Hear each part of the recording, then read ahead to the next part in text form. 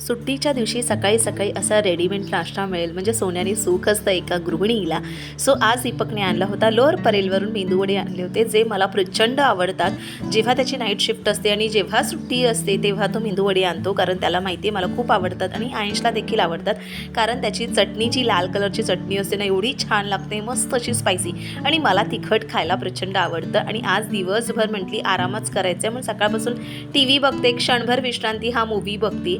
आणि दीपक आला होता तर त्याची ड्युटी आहे आयशला भरवायचं, कारण नाश्ता हा आला ना की मी स्वतःला मनसोक्त तसा आरामात खात असते, कारण मला त्या दरम्यान ना कुठलाही डिस्टर्बन्स नको हवा असतो.